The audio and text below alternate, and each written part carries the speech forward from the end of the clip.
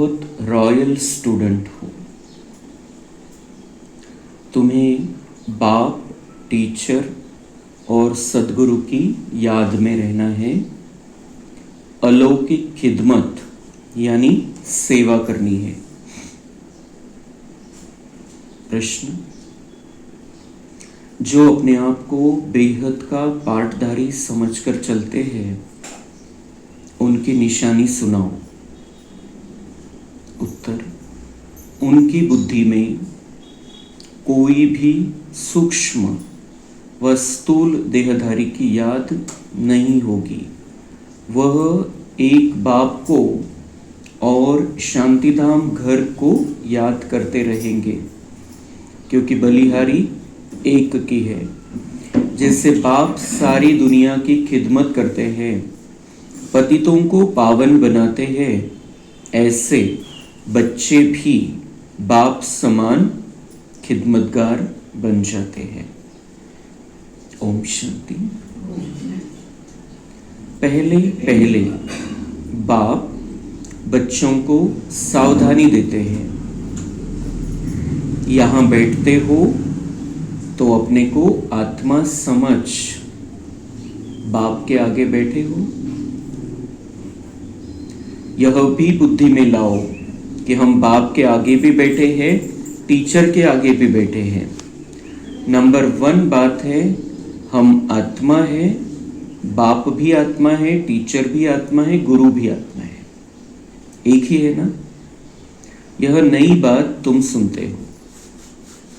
तुम कहेंगे, बाबा हम तो कल्प कल्प यह सुनते हैं। तो बुद्धि में यह याद रहे, बाप पढ़ाते हैं, हम आत्मा इन ऑर्गन्स द्वारा सुनती है। यह ज्ञान इस समय ही तुम बच्चों को मिलता है, ऊंचते ऊंच भगवान द्वारा। वह सभी आत्माओं का बाप है जो वर्षा देते हैं। क्या ज्ञान देते हैं? सबकी सद्गति करते हैं, यानी घर ले जाते हैं। कितनों को ले जाएंगे यह सब तुम जानते हो। मच्छरों सदृश सभी आत्माओं को जाना है। सतयुग में एक ही धर्म, पवित्रता, सुख, शांति सब रहता है। तुम बच्चों को चित्र पर समझाना बहुत सहज है। बच्चे भी नक्शे से समझ जाते हैं ना, इंग्लैंड है, यह है, फिर वह याद पड़ जाता है। यह भी ऐसे है। एक एक स्टूडेंट को समझाना होता है। महिमा एक की है। शिवाय नमः, ऊंचते ऊंच भगवान। रचता बाप घर का बड़ा होता है ना, वह है हद के, यह है सारे बेहद के घर का बाप। यह फिर टीचर भी है, तुमको पढ़ाते हैं।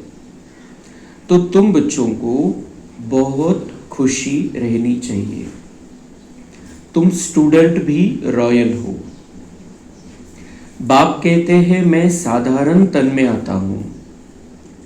प्रजापिता ब्रह्मा भी जरूर यहां चाहिए, उन बिगर काम कैसे चल सकता। और जरूर बुजुर्ग ही चाहिए, क्योंकि एडॉप्टेड है ना, तो बुजुर्ग चाहिए। श्री कृष्ण तो बच्चे बच्चे बोल न सके, बुजुर्ग शोभता है।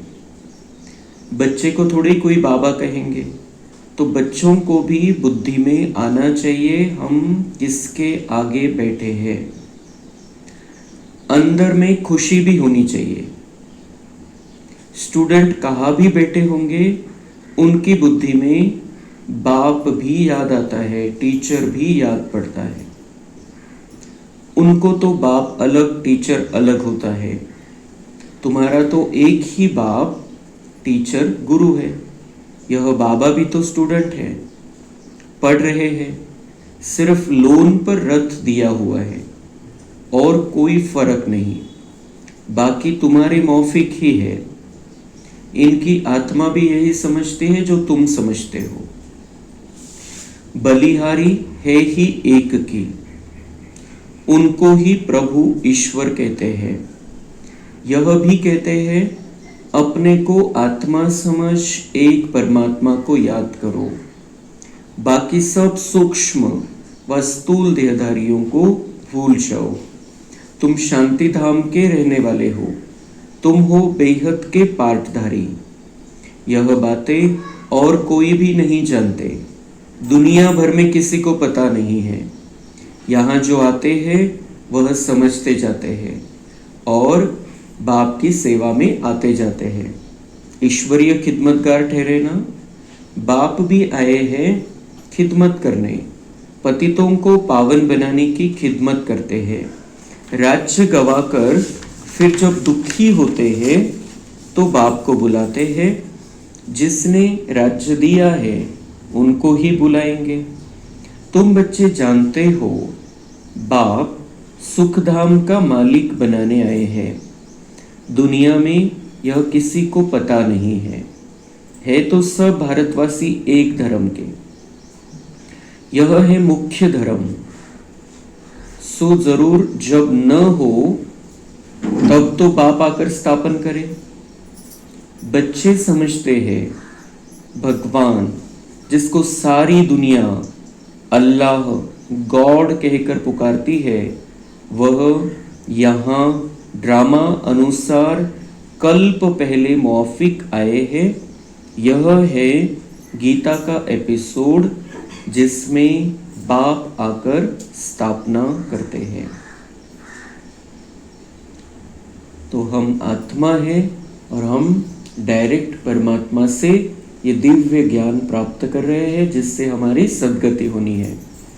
ये बिल्कुल हमें पक्का होना चाहिए। जेव्हा मुरली ऐकतोय तेव्हा हे रिपीट करून करून करून स्वतःला सांगायचंय, मन बुद्धीला सांगायचंय, किसके सामने बैठे हैं, किसका सुन रहे हैं, कौन हमारे लिए इस धरती पर आया है और वो क्या कर रहा है आकर। परमपिता परमात्मा, ईश्वर, अल्लाह, गॉड जिसको दुनिया कहती है, वो मेरा बाबा मेरे लिए आया है। पहले मेरी रचना रचता है, मुझे रच रहा है, फिर इस दुनिया को रच रहा है। हम घर में बैठे हैं, बाबा के घर में हैं। बाबा इस सृष्टि का रचयिता है, हमारा रचयिता है, इस घर को फिर से नया बनाने वाला है। उसके सामने हम बैठे हैं। बाबा को आधार लेना पड़ता है इस ब्रह्मा का, और बुजुर्ग शरीर का आधार लेता है, तभी तो वो हमसे बच्चे बच्चे कहकर बात करता है।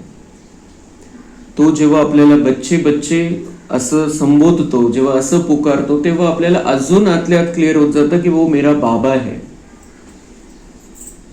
अगर श्री कृष्ण के तन में आए, बच्चे के तन में आए छोटे, तो वो कैसे कहेंगे हमको बच्चे बच्चे, और वो शोभेगा भी नहीं।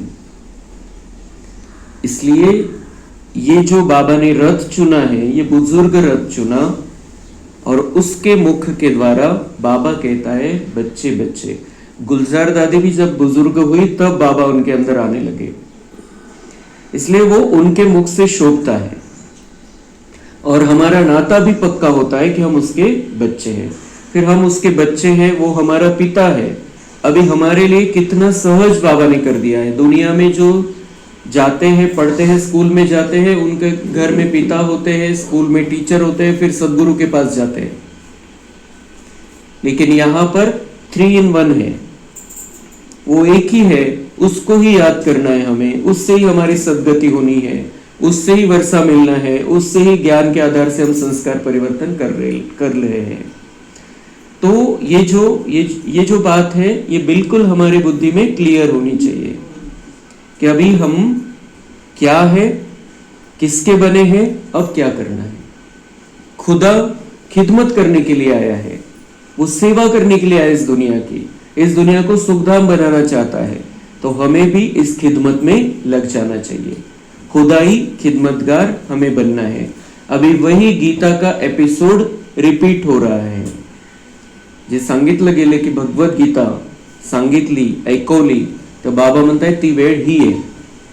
आता तो एपिसोड चाललेला आहे या ड्राम्यामध्ये, या नाटकामध्ये गीता ऐकवण्याचा एपिसोड आता चाललेला आहे, तो पार्ट आता चालू है। भगवान हमको गीता सुना रहा है। और हम गीता सुन रहे हैं। तो भगवत गीता सुनने वाला एक अर्जुन नहीं, हम सब अर्जुन यहां पर बैठे हैं। ज्ञान का अर्जन हम कर रहे हैं। गीता एपिसोड चल रहा है। इस श्री कृष्ण के 84वें जन्म के शरीर में प्रवेश करके बाबा हमें ये गीता का ज्ञान सुना रहे हैं। हम अभी इस समय अर्जुन हैं, लेकिन अंदर हमें भीम को जागृत करना है। वो उस दिन एक दिन उस क्लास में संजय भाई ने बहुत सुंदर इसका वर्णन किया है कि अर्जुन से एक भी विकार नहीं मरा, एक भी कौरव नहीं मरा अर्जुन से। कौरवों को किसने मारा? रावण ने मारा। ये रावण और जो कौरव वाली बात है उनको किसने खत्म किया? भीम ने खत्म किया, अर्जुन ने नहीं खत्म किया। तो भीम किसका यादगार है? हमारी योग शक्ति का यादगार है। मतलब सिर्फ हम ज्ञान ले रहे हैं, मुरली सुन रहे हैं, उससे हमारे अंदर के विकार खत्म नहीं होने वाले हैं। हम जब हमारी योग की शक्ति बढ़ जाएगी, जब हम बाबा से कनेक्शन बहुत ऊंचा रखेंगे, जब हमारी आत्माभिमानी स्थिति रहेगी, तब ये विकार खत्म होंगे। ज्ञान का अर्जुन बनकर सिर्फ विकार नहीं खत्म होने वाले। वो जो व्यर्थ है, वो जो अंदर जमा हुआ है 63 जन्मों से स्वभाव संस्कार, वो खत्म नहीं होता है। हमें दिशा मिलती है, ज्ञान से मार्गदर्शन मिलता है, और फिर हमें अपने अंदर की योग शक्ती को बढ़ाते चलना है। जितका योग वाढेल तितकी शक्ती आपल्यामध्ये येईल आणि त्यामुळे विकारांवरती आपला विजय होईल। तो इसलिए ये जब हम ज्ञान सुन रहे हैं, तब सिर्फ ज्ञान नहीं सुनना है, तब उस समय बाबा से एनर्जी भी लेते रहना है। जे ज्ञानाचे पॉइंट आपण ऐकतोय, बाबांकडून शक्ती पण घेत राहायची आणि योगच्या वेळेला योग पण करायचा आहे। दिवसभरामध्ये थोडं थांबून पण योग करायचा है। चलते फिरते कब होगा? बाबा कहता है चलते फिरते योग में रहना है, लेकिन वो कब होगा? जब हम बीच बीच में 2 मिनट रुकेंगे, 1 मिनट रुकेंगे, 5 मिनट रुकेंगे, और फिर बाबा से कनेक्शन की प्रैक्टिस देंगे मन बुद्धि को। तब फिर चलते फिरते भी वो 5 मिनट हमें 2 घंटे योग में रखेगा। अगर हम 5 मिनट निकाल रहे, बहुत स्थिर होकर बैठ रहे, सब कुछ भूलकर बाबा को याद कर रहे हैं। फिर जब अमृत वेला का योग और नुमा शाम का योग, उस समय योग युक्त स्थिति में बैठना है। चाहे हम कुछ भी सुन रहे हैं उस समय, लेकिन उस समय योग युक्त स्थिति होनी चाहिए। तो हमारे अंदर योग बल जमा होगा और उससे हमारे अंदर का कचरा समाप्त होने वाला है। तो गीता एपिसोड में हम अभी है, तो इस समय हमें अर्जुन भी बनना है और भीम भी बनना है।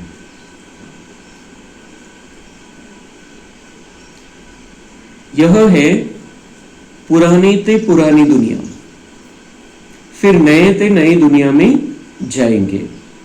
ही जुन्यात जुनी दुनिया, आपण जिथं आत्ता राहतोय, आता नव्यात नव्या दुनियेमध्ये जायचंय, म्हणजे पहिल्या जन्मामध्ये जायचंय। हम अब उस दुनिया में जाते हैं, तब तो बच्चे कहते हैं हम नर से नारायण बनते हैं। कथा भी हम सत्यनारायण की सुनाते हैं। प्रिंस बनने की कथा नहीं कहते, सत्यनारायण की कथा है। मतलब नारायण बनने की कथा, वो राजाई की कथा, राजा बनने की कथा हमारी खुद की कथा है, खुद की कहानी है।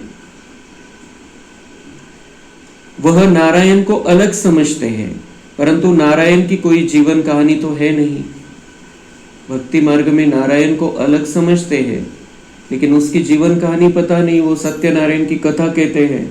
जैसे उस दिन ज्ञानेश्वर भाई ने बताया कि मैंने कथा बहुत बार सुनी है कि उसमें कुछ नहीं है, नारायण का कुछ नहीं, लीलावती की कथा है, वो कथा सुनी, इससे ये परिणाम हुआ, नहीं सुनी ये हुआ। ये सारी बातें, कथा तो कुछ है ही नहीं, कहानी तो कुछ है ही नहीं।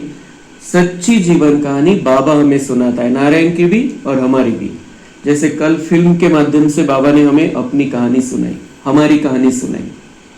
तो बाबा हमें हमारी कहानी सुनाकर हमें नर से नारायण बना रहा है, राजाई करने के लायक बना रहा है।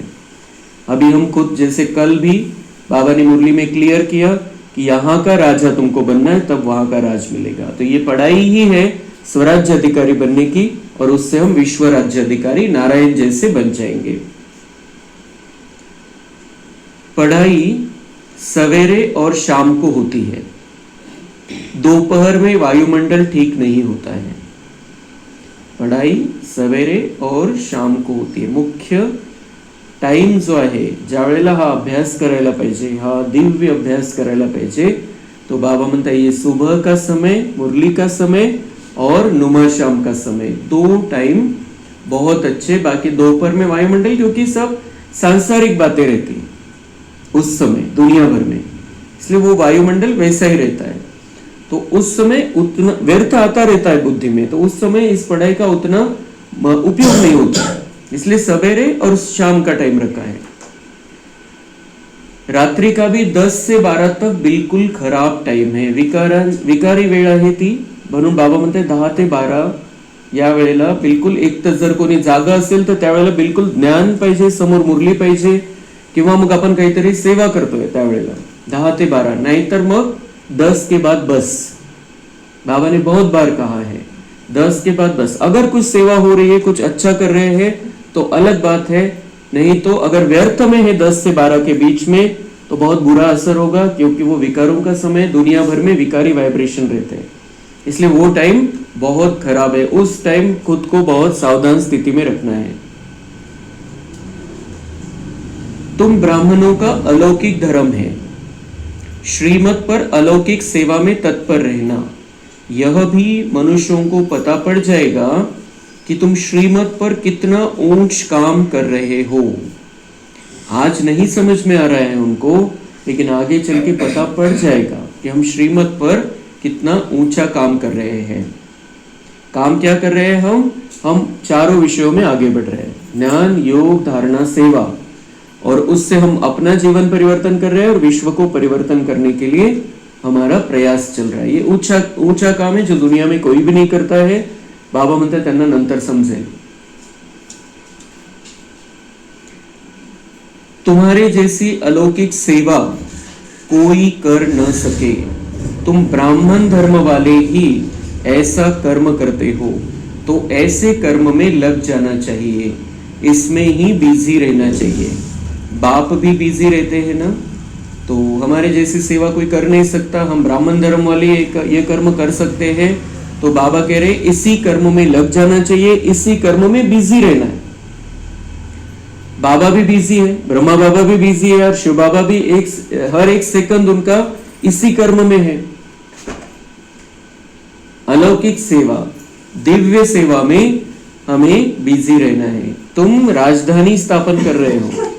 बाबा म्हणताय की तुम्ही राजधानी बनवताय, तर राजधानी बनवण्यामध्ये योगदान कोणतं द्यायचंय? कल्याण की सेवा, जो दुनिया वाले नहीं कर सकते हैं, स्व कल्याण और विश्व कल्याण, उसमें ही बिजी रहना है. उसी के आधार से ये राज्य बनने वाला है, राजधानी स्थापन हो रही है. स्वर्ग में अशांति हो न सके. बहिष्त को कहते ही है गार्डन ऑफ अल्लाह. सिर्फ बगीचा थोड़ी होगा, मनुष्य भी चाहिए ना. तर मुस्लिम धर्मामध्ये बहिष्त म्हटलेलं आहे. बहिष्त म्हणजे काय की गार्डन ऑफ अल्लाह, म्हणजे ईश्वराचा बगीचा. तर ते म्हणतात की ईश्वराच्या बगीच्यामध्ये जायचंय, त्याला बहिष्त मिळेल. ज्याचा हिशोब होईल आणि कर्म चांगले असतील त्याला बहिष्त नसीब मध्ये राहणार आहे. तो बहिष्त मतलब ईश्वर का बगीचा. तो बाबा म्हणता है वो बगीचा सिर्फ बगीचा थोड़ी होगा, वहां पे मनुष्य चाहिए ऐसे फूलों जैसे. तो अभी तुम बच्चे जानते हो हम बहिष्त के मालिक बन रहे हैं, रहेंगे नहीं. सिर्फ बाबा कह रहे हो फूलों के बगीचे के मालिक तुम बन रहे हो. फूलों की दुनिया है, फूल जैसे आत्माओं की दुनिया है, और वहां का मालिक मैं तुमको बना रहा हूं. कितनी बड़ी बात है. हे जे एक एक महावाक्य बाबांचं, त्याचा खूप नशा चढला पाहिजे आतमध्ये, आणि दिवसभरामध्ये आठवलं पाहिजे. भले ही तुरंत मुरली के बाद हमें नहीं याद आता है कि क्या सुना मुरली में, लेकिन वो अंदर सेट, जितना हम योग युक्त रहकर मुरली सुनेंगे उतना दिन भर में ये बातें आती रहेंगी मन में, बुद्धि में चलता रहेगा कि बाबा ने आज क्या कहा.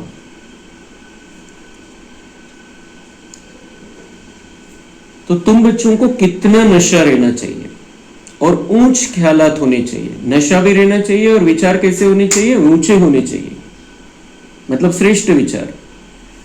तुम बाहर के कोई भी सुख को नहीं चाहते हो, कुछ नहीं चाहिए तुम्हें. बाबा म्हणताय तुम्ही आता आतमधून सुख प्राप्त करताय, आतून सुखी झालेले, सुखाच्या सागराकडून सुख घेताय, सुखाचे व्हायब्रेशन घेताय. आता बाहेरच्या वस्तू व्यक्ती वैभवाकडून काही नहीं पाहिजे तुम्हाला, सुख नहीं पाहिजे, नहीं चाहिए तुमको.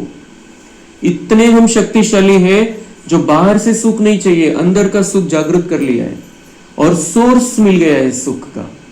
त्याचं उगमस्थान बाबा आहे आणि त्याच्याकडून आपण सुख घेतोय, तर बाहेरून काही येऊ दे. तो तुम बाहर से कोई भी सुख नहीं चाहते हो.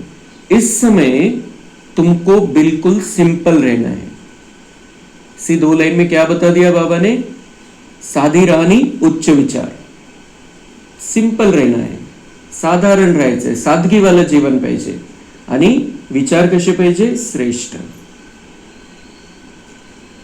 अभी तुम ससुर घर जाते हो, यह है पियर घर. हमारा पियर, हमें तो दो पियर, 2 माहेर है. एक तो परमधाम जो हमारा घर आहे, बाबा का घर आहे, ते पण माहेर. आणि आता इथं बाबा डायरेक्ट आपल्या सोबत राहतोय, तो इसलिए ये भी पियर घर है, ये पण माहेर है. यहां पर तो बाबा म्हणता यहां तो तुम्हें डबल पिताएं मिले हैं. एक निराकार ऊंचते ऊंच, दूसरा फिर साकार, वह भी ऊंचते ऊंच.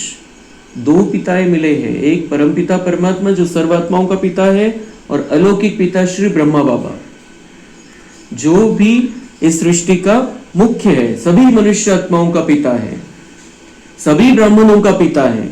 तर बाबा म्हणताय 2 पिता आहे तुम्हाला या माहेरी. तिथं तर तो अनुभव नाहीये, माहेर घर आहे आपलं पण फक्त विश्रांतीसाठी. पण इथं तर आपण चैतन्यमध्ये आहे, आपल्याला सगळं जाणवतंय, समजतंय, अनुभव करू शकतो. तो ये जो पियर घर है ये बहुत महत्वपूर्ण है. बाबा कह रहे हैं यहां रहते हुए तुम्हें ससुर घर जाने की तैयारी, मतलब सतयुग जाने की तैयारी करनी है. ते आपलं सासर आहे, सासरी जायचंय, हे माहेर आहे. तो अभी तुम ससुर घर विष्णुपुरी में जाते हो. उनको विष्णुपुरी, उनको कृष्णपुरी नहीं कहेंगे. बच्चे की पूरी नहीं होती, विष्णुपुरी अर्थात लक्ष्मी नारायण की पूरी. तुम्हारा है राज्य तो जरूर नर से नारायण बनेंगे, तो उसको कृष्णपुरी नहीं कहते. क्या कहते? विष्णुपुरी. म्हणजे विष्णुपुरी मधून काय होतं की प्रवृत्ती मार्ग हे सिद्ध होतं की संसार है वहां पर, बहुत पवित्र संसार और दिव्य संसार है, इसलिए उसको क्या कहते? विष्णुपुरी. लक्ष्मी नारायण की दुनिया, लक्ष्मी नारायण की पूरी है वो. और हमारा राजयोग है और राजयोग से हम नर से नारायण, नारी से लक्ष्मी जैसा बनना है. तो नर से नारायण भी बन सकते हैं, नर से लक्ष्मी जैसा भी बन सकते हैं, और हम नारी से नारायण जैसा भी बन सकते हैं, क्योंकि दोनों पार्ट निभाने हैं हमें. तो दोनों लक्षण हमारे अंदर आने चाहिए.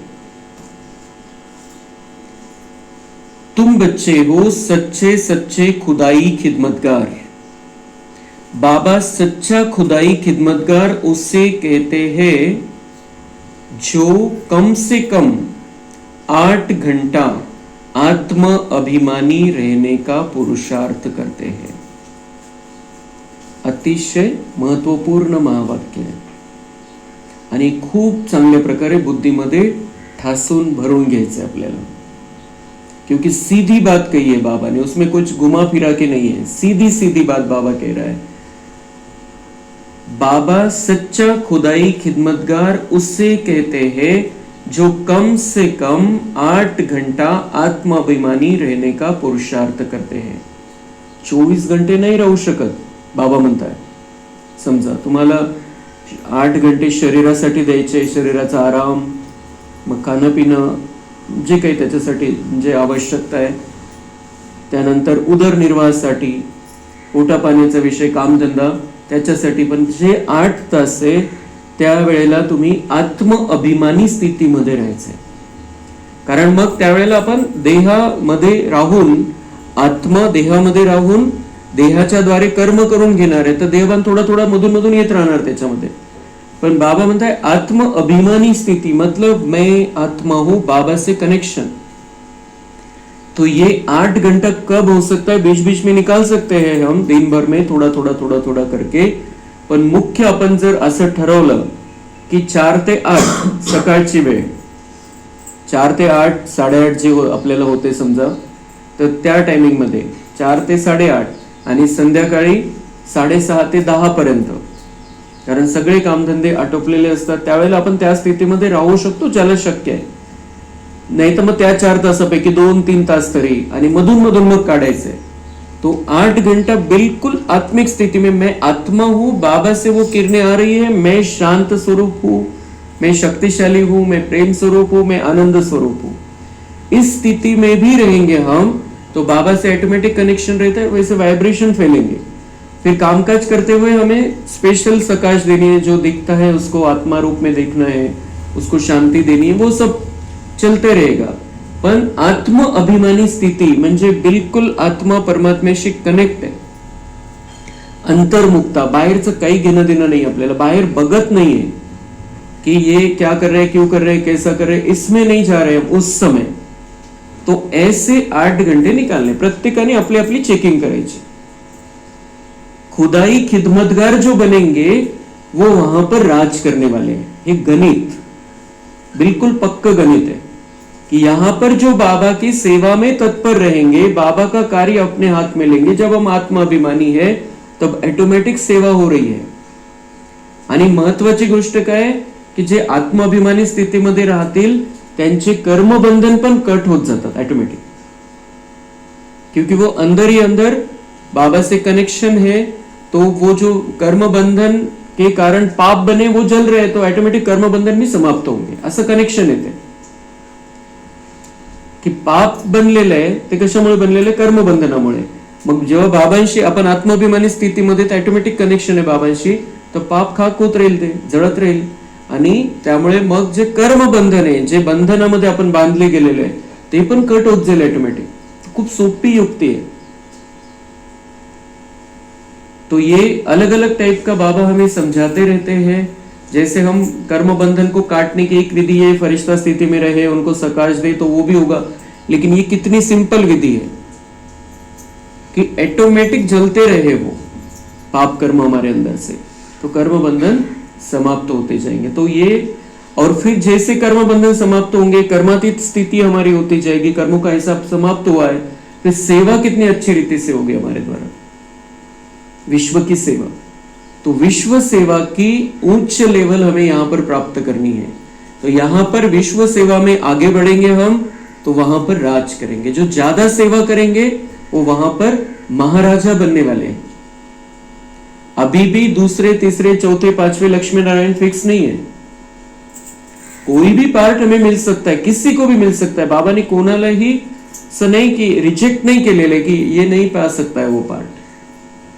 बाबा कह रहे मैं जो कह रहा हूं वो करते चलो, तुम्हारा पार्ट ऊंचा होता जाएगा. तुम अपने आप को आगे बढ़ा सकते हो. भले ही ड्रामा फिक्स है, लेकिन ड्रामा में आज के बाद, इस समय के बाद हमने क्या पुरुषार्थ किया हमको थोड़ी पता है पिछले 5000 वर्ष पहले. इसलिए ड्रामा का ज्ञान देके बाबा ने हम पर उपकार किया है कि ड्रामा में आपका पार्ट नूंदा हुआ है, पुरुषार्थ नूंदा हुआ है, तो आप पुरुषार्थ में लग जाओ. और पुरुषार्थ, अगर ड्रामा फिक्स होता तो बाबा को मुरली चलाना भी जरूरी नहीं था. फिर बाबा मुरली इसीलिए चला रहा है कि हमें पुरुषार्थ की प्रेरणा दे सके कि आपने 5000 वर्ष पहले मुरली सुनकर, ये पॉइंट सुनकर अपने अंदर परिवर्तन लाया था, आज भी वो रिपीट करो. आज मुरली का पॉइंट आया है सामने, उस आधार से अपने जीवन को बदल लो, चेंज कर लो. तो ये ड्रामा भी फिक्स है, लेकिन ड्रामा में पुरुषार्थ भी फिक्स है. हर एक का पार्ट हम अब बना सकते हैं. हर एक आत्मा, बाबा का हर एक बच्चा अभी अपना पार्ट बना सकता है आगे आने वाले भविष्य के लिए, 5000 वर्ष के लिए. तो इसके लिए ये जो बहुत महत्वपूर्ण बात बाबा ने कही है, 8 घंटा आत्माभिमानी रहने का पुरुषार्थ करना. काहीच नाही, बाकी काहीच विचार नाही करायचा. कोणासाठी काही करायचंय, काय नाही करायचंय, वो सब हमारे पास 8-10 घंटे रहते हैं. फिर बीच में उस समय हम कर सकते हैं, लेकिन ये 8 घंटे स्पेशल निकालने हमें कि उस समय हम बस अपने आप को आत्मा, नहीं 24 घंटे होते, 8 तास त्या स्थितीमध्ये राहायचंय. मैं आत्मा हूं, देखते रहना है अपने आप को. और मैं आत्मा हूं तो मैं कैसी आत्मा हूं, मैं शांत स्वरूप हूं, मैं प्रेम स्वरूप हूं, आनंद स्वरूप हूं. माझा मूळ स्वभाव शांती है, माझा मूळ स्वभाव प्रेम है, मी खूप शक्तिशाली आत्मा है. तो वो स्थिति ऐसी बन जाएगी कि हम जब बाबा को याद करें 1 सेकंड में बाबा के पास पहुंच जाएगी या 1 सेकंड में बाबा हमारे पास आ जाएगा. ही प्रॅक्टिस आपण हा पूर्ण जुलै महिना करू शकतो. मग त्याचा प्रभाव बघायचा आहे, रिझल्ट बघायची त्याची कि काय होतंय. ये 8 घंटे हमें पक्का कर लेना है. जो भी कर सकते हैं उनका कल्याण है. 8 घंटे पक्के कर लेने हैं हमें. इस समय हम आत्माभिमानी, भले बीच बीच में नाही रेग्युलर, बिलकुल असं कंटिन्यू 4 तास सकाळी 4 तास संध्याकाळी नाही होणार, पण अधून मधून बिल्कुल फिक्स करायचं. अभी 1 घंटा आधा घंटा है मेरे पास, इस समय मुझे आत्माभिमानी स्थिति में रहना है. आत्मा की प्रैक्टिस करनी है, आत्मा के गुणों का चिंतन करना है और ऑटोमेटिक बाबा से वो आता रहेगा मेरे पास फिर. तर हे 8 तास कसंही करून आपल्याला करायचं आहे 24 तासामध्ये. तो उसका एक अनोखा आनंद हमें मिलने लगेगा. त्याच्यामध्ये जे कारण आपलं बाबांशी कनेक्शन राहील, हलकी स्थिती राहील, लोड नाही राहणार इकडचा तिकडचा, व्यर्थचा दबाव नाही राहणार आणि मग खूप आनंद, ती अवस्था आपल्याला प्राप्त करायची. ये हम ज्ञान में आए हैं, सिर्फ मुरली सुनने के लिए ज्ञान में नहीं आए हैं. इसका हमें प्रैक्टिकल हमारे जीवन में करते चलना है और उसका आनंद लेना है. और ये जो आनंद हम लेंगे 2500 वर्ष की सेटिंग हो जाएगी और फिर वो 2500 वर्ष का असर अगले 2500 वर्ष तक ऑटोमेटिक रहेगा. लेकिन 2500 वर्ष के लिए हम अपने आप को सेट कर लेंगे आत्माभिमानी स्थिति के लिए, क्योंकि 2500 वर्ष हम आत्माभिमानी स्थिति में रहने वाले हैं. ऑटोमेटिक आत्माभिमानी स्थिती आहे आणि त्यामुळे सुख शांती पवित्रता सगळं काही आहे तिथं.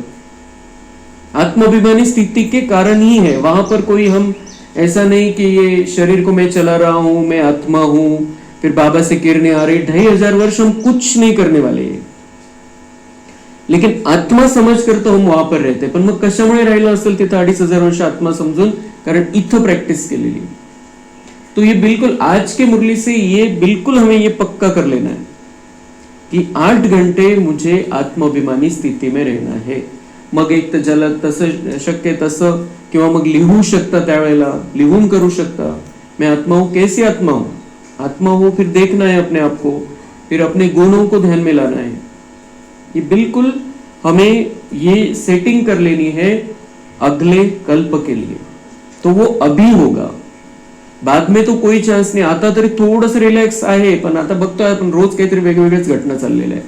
कुछ भी हो रहा है, कुछ बड़ा बड़ा, बहुत बड़ा बड़ा हो रहा है. अभी अमेरिका का वीडियो आया है कल, ऐसा बारिश ऐसी हुई वहां पर, जोरदार बारिश, म्हणजे रस्त्यावरती नदी वाहत, इतके स्पीडनी पाणी. म्हणजे आपण बघतो, जे व्हिडिओ मध्ये बघतो आपण, तर साचलेलं असतं पाणी, इतकं साचलेलं तितकं साचलेलं, आता वाहताना दिसतं एकदम स्पीड मध्ये.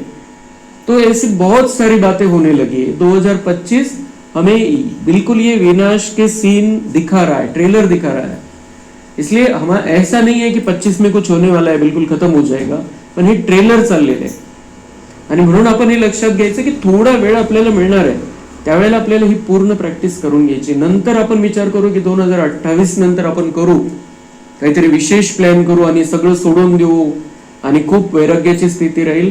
ते होणार नाहीये, कारण त्यावेळेला खरोखर ट्रेलर नाही राहणार, रंगीत तालीम नाही राहणार, रिहर्सल नहीं रहना, रियल राइट सगळं. अभी भी बोल नहीं सकते हैं, कुछ देश तो अभी भी खत्म हो सकते हैं, लेकिन हमें समय मिलेगा ये सोचकर, भले 6 महीने मिले, 1 साल मिले, अच्छा समय मिलेगा, रिलॅक्स वाला समय ज्यावेळेला आपण करू शकतो. तर तो आहे आपल्याकडे. आजपासून आपण पकडायचं की आपल्याला वेळ दिलाय बाबांनी, बोनस जितका दिलेला आहे, 10 दिवस, 6 महिने, 1 वर्ष, 2 वर्ष, 5 वर्ष, जितका दिलेला आहे तितक्या टाइमिंग मध्ये आपल्याला खूप चांगली सेटिंग करायची. और इसके लिए ये बाबा हमें ये डायरेक्ट बता रहे हैं कि 8 घंटे आत्माभिमानी रहने का हमें पुरुषार्थ करना है.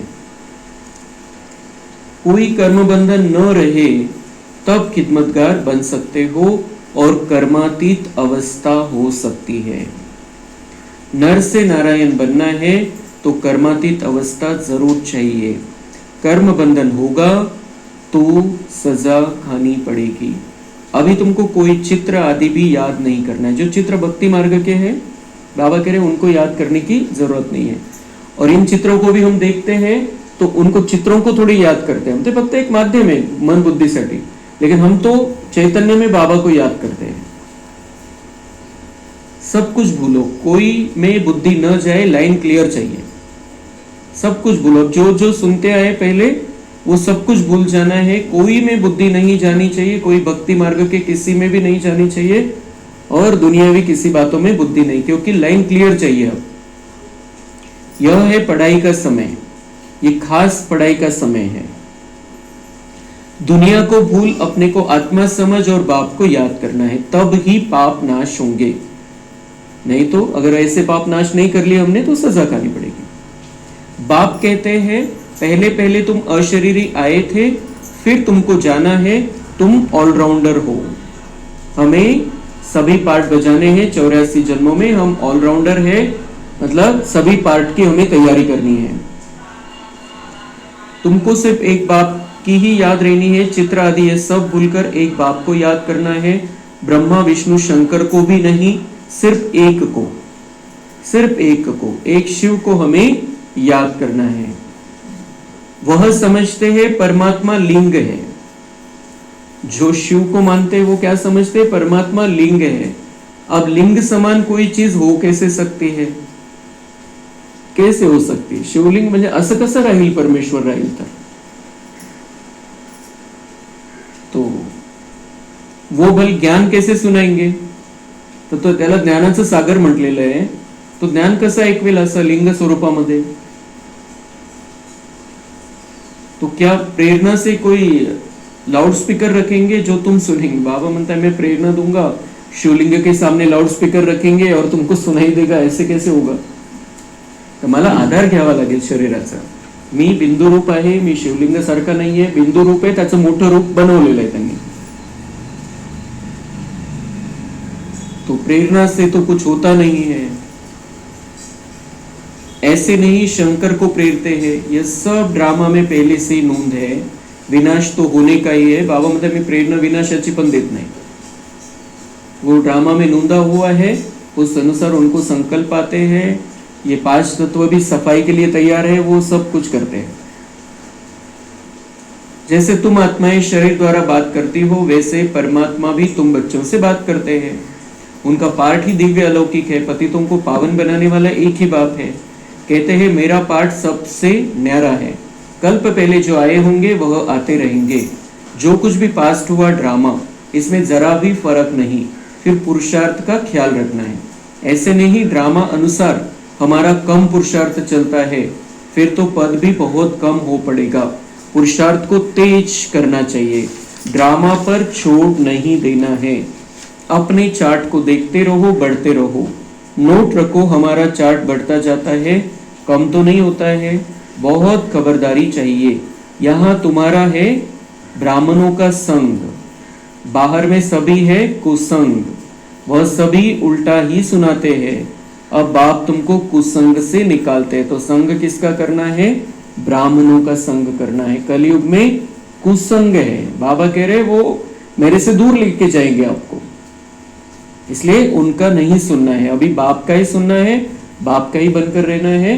पूरी फुल तैयारी में रहना है और अपना चार्ट देखते रहना है. किती वाढवली मी आठवण बाबांची, त्या व्यर्थ गोष्टीमध्ये वेळ जातोय. अब बाप तुमको कुसंग से निकालते हैं. मनुष्यों ने कुसंग में आकर अपना रहन सहन, अपनी पहरवाइश आदि सब बदल दी है. देश वेश ही बदल दिया है. तो कुसंग में आकर कैसे पहरवेश बदल दी, कसे झालेले जीन्स टॉप टी शर्ट काय काय झालेले. पहरवेश तो हमारी ऐसी थी. और बाबा ने संगम युग में कैसी पहरवेश जो समर्पित है उनके लिए सफेद सफेद साड़ी, सफेद ड्रेस. बाबा म्हणता है कि देश वेश बदल दिया है कुसंग में आने के कारण. वो प्रभाव पड़ा उनका, जो पश्चिमी देश है उनका प्रभाव पड़ा और सारा. आणि त्याचा परिणाम आपण बघतोय की कसे कसे कपडे यायला लागलेले आणि त्यामुळे पण खूप काही घटना घडतात. तो सब बदल. यह भी जैसे अपने धर्म की इंसल्ट की है. हमारा तो कितना सुंदर पोशाख था. बाबा म्हणताय आपल्याच धर्माचा अपमान केलेला आहे. देख मग पुढे अजून देखो कैसे कैसे बाल बनाते हैं. देह अभिमान हो जाता है. 100-150 रुपया देते हैं सिर्फ बाल बनाने के लिए. तो अभी उस समय राजे महाराजे या वो जो रईस लोग होंगे, साहूकार लोग होंगे, वो 100-150 रुपये उस समय देते होंगे बाल बनाने के लिए. म्हणजे एक लेडीज ब्युटी पार्लर पण असतात आणि जेंट्स पार्लर पण असतात, तिथं जातात लोक आपलं म्हणजे केस चांगले दिसावे यासाठी. तर त्यावेळेला 100-150 जर देत असतील आणि आज आपण बघतो की खूप रेट आहे. बाकी जर जेंट्स पार्लर वगैरे बाहेर बघितले, सेटिंगचे 1000 रुपये घेत असते, जर वेगळ्या प्रकारचे जर ते सेटिंग करायचे असेल केसांची तर. तो म्हणजे त्याचा परिणाम कुठल्या कुठे गेलेला आहे की जो देहभान आ गया उसका परिणाम. तो बाबा म्हणता है देखो कैसे कैसे बाल बनाते, देह अभिमान हो जाता है. इसको कहा जाता है अति देह अभिमान. वह फिर कभी ज्ञान उठा न सके. ऐसे जो ब्यूटी पार्लर में जाते हैं, फैशन करते हैं, बाबा म्हणते वो ज्ञान कैसे उठाएंगे, क्योंकि उनको देह अभिमान है. और ज्ञान किसको लेना है? आत्मा को लेना है, आत्मा को संपूर्ण बनाना है, और वो देह को संवारने में लगे हैं. अच्छा, बाबा ने सांगितलेले चेहरा और चलन से सेवा, लेकिन चेहरा कब चमकेगा? जब अंदर से हम आत्माभिमानी स्थिति में हैं. तो वो चमक, ऐसे नहीं कि ऊपर से क्रीम पाउडर की चमक, ऐसा नहीं. तो ये अति देह अभिमान, नुसतं देह अभिमान नहीं. बाबा म्हणते ये जो फैशन, मतलब देह अभिमान तो आ गया द्वापर के बाद, लेकिन ये जो फैशन है, ये जो सजाना संवरना आया है ऊपर से मेकअप का, तो बाबा कह रहे ये अति देह अभिमान है. और वो कभी ज्ञान उठा न सके. ज्यांची बुद्धी त्याच्यामध्ये, बाबा म्हणते वो कभी ज्ञान उठा न सके, फायदा नहीं ले सकेंगे. बाबा कहते हैं बिल्कुल सिंपल बनो. बाबा कहते हैं अभी बिल्कुल सिंपल बनना है, सादा जीवन, उच्च विचार. फिर बाबा कहते ऊंची साड़ी पहनने से भी देह अभिमान आता है. 5000 की साड़ी, 10,000 की साड़ी, वो तो लगेगा हम तो कितने रईस है, हम तो ऊंचे घराने के हैं. तो वही चक्कर रहेगा बुद्धी में. म्हणून बाबा म्हणताय मध्यम वापरा. मध्यम म्हणजे एकदम हलकी क्वालिटी पण नाही, खूप हाई क्वालिटी पण नाही, मीडियम. मतलब दिखे भी रॉयल और मतलब उससे देह अभिमान न आए. ऊंची साड़ी पहनने से भी देह अभिमान आता है. देह अभिमान तोड़ने के लिए सब हल्का कर देना चाहिए. देह अभिमान तोड़ने के लिए सब हल्का, म्हणजे जी एकदम अति उच्च क्वालिटी ती नहीं. बाबा म्हणता है वो, क्योंकि उससे देहभान आता है, उससे फिर वो थोड़ा नशा चढ़ता है, फिर वो जे रईसी का अभिमान आ जाता है, मेरे पास पैसे है. और फिर वो दूसरे देखकर भी वो म्हणजे त्यांची ईर्ष्या वाढत जाते. ज्यांच्याकडे पैसे ना, तर समजा एखाद्याची 10,000ची साडी जर बघितली आणि एखादं खूप गरीब आहे, मीडियम लेवल है, तर त्यांना ती 2 नंबरचा पैसा है यांच्याकडे, तो वो अलग अलग बातें करते हैं, अलग अलग बातें. वो खुश नहीं होते कोई इनकी 10,000 की साड़ी, इसलिए वो वाइब्रेशन आते हैं और आत्मा को कमजोर करते हैं. इसलिए नहीं, अब पैसा भी है तो भी उसका ऐसा उपयोग नहीं करना है, उल्टा. तो देह अभिमान तोड़ने के लिए सब हल्का कर देना चाहिए. अच्छी चीज देह अभिमान में लाती है. अच्छी चीज मतलब, अच्छी मतलब जो ऊंची क्वालिटी की, ज्यादा पैसे की चीज है, वो देह अभिमान में लाती है. तुम इस समय वनवाह में हो ना. बाबा म्हणते अभी पियर घर में हो, वनवाह में, और अभी ससुर घर जाना है, बिल्कुल सिंपल रहना है. अब हर चीज से मोह हटाना है, बहुत साधारण रहना है. कैसी कैसी किती आणि किती ते चक्कर राहतो ते खरेदीचा. ज्या वेळेला कोण लग्न ठरतं त्यावेळेला किती चक्कर राहतो, ये ऐसा पहनना है, वैसा पहनना है, ये करना है, वो करना है. शादी 2 लोगों की रहती है और ये सब तैयारी करते हैं, मुझे कैसा दिखना है उस शादी में. 2 लोगों का काम रहता है. तो बाबा कह रहे हर चीज से मोह हटाना है, बहुत साधारण रहना है. शादी आदि में भल रंगीन कपड़े आदि पहनकर जाओ, तोड़ निभाने अर्थ पहना, फिर घर में आकर उतार दिया. लग्नात व्हाईट साडी आता कोणाला नाही चालत, ते म्हणजे काही वेगवेगळ्या नजरेने बघतात. तर त्यावेळेला बाबा म्हणताय म्हणजे बॅलन्स ठेवायला बाबा शिकवतो. रंगीन साड़ी भल पहनकर जाओ, कौन सी? 10,000 20,000 की नहीं, सिंपल मीडियम, वो पहनकर जाओ. रंगीन साड़ी पहनो, लेकिन फिर तोड़ निभाने अर्थ पहन लो, की त्यांनी काही म्हणू नये म्हणून, पण घरी येऊन चेंज करून घ्या.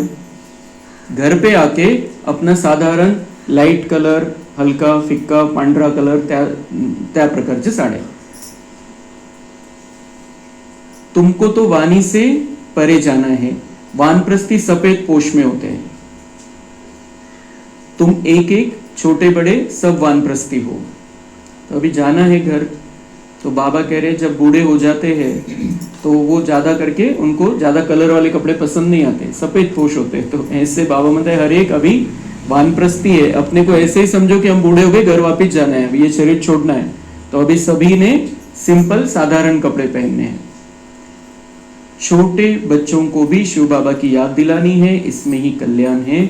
बस हमको अभी जाना है शिव बाबा के पास।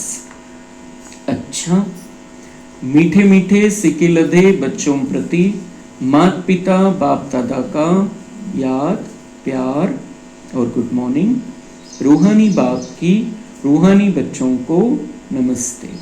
हम रूहानी बच्चों की रूहानी बाप दादा को याद, प्यार, गुड मॉर्निंग, नमस्ते। वाह बाबा वाह, शुक्रिया बाबा शुक्रिया। धारणा के लिए मुख्य सार है, सदा ध्यान रहे कि हमारी कोई भी चलन देह अभिमान वाली न हो। बहुत सिंपल रहना है, किसी भी चीज में ममत्व नहीं रखना है, कुसंग से अपनी संभाल रखनी है। याद की मेहनत से सर्व कर्म बंधनों को तोड़ कर्मातीत बनना है। कम से कम 8 घंटा आत्म अभिमानी रहो, सच्चा सच्चा खुदाई खिदमतगार बनना है।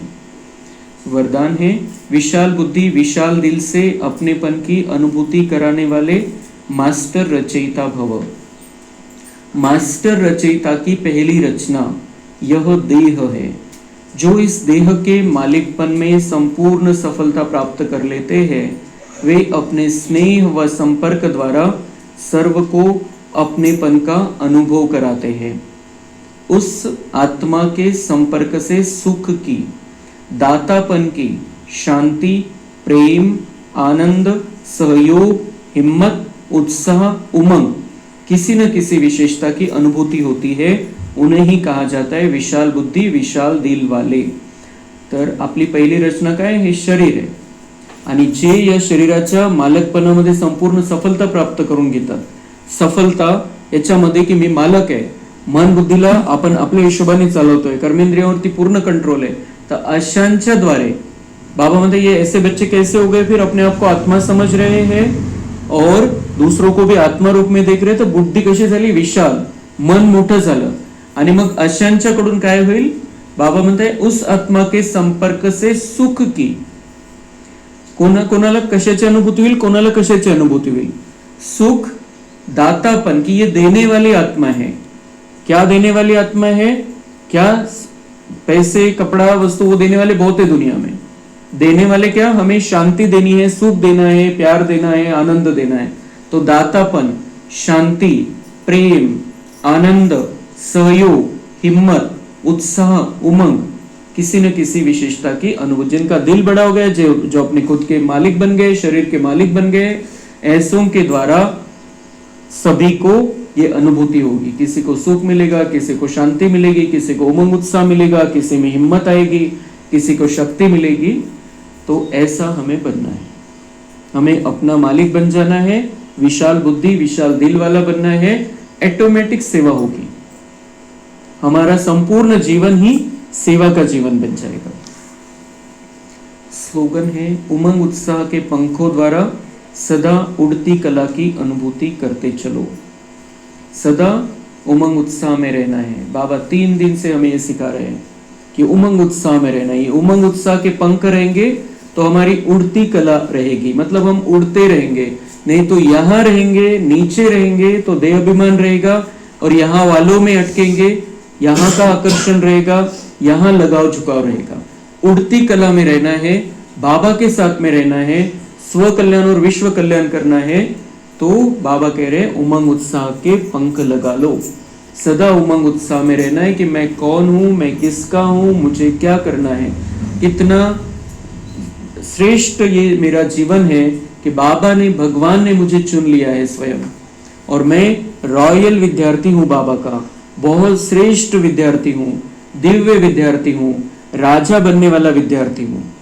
तो ये उमंग उत्साह के पंख अगर हम लगाकर रखेंगे तो सदा बाबा के साथ में रहेंगे, उड़ती कला रहेगी, और यहाँ का दुख का, व्यर्थ का प्रभाव हमारे ऊपर नहीं पड़ेगा। अव्यक्त इशारे, स्वयं को श्रेष्ठ संकल्पों से संपन्न बनाने के लिए ट्रस्टी बनकर रहो। ट्रस्टी बनना अर्थात डबल लाइट फरिश्ता बनना। ऐसे बच्चों का हर श्रेष्ठ संकल्प सफल होता है।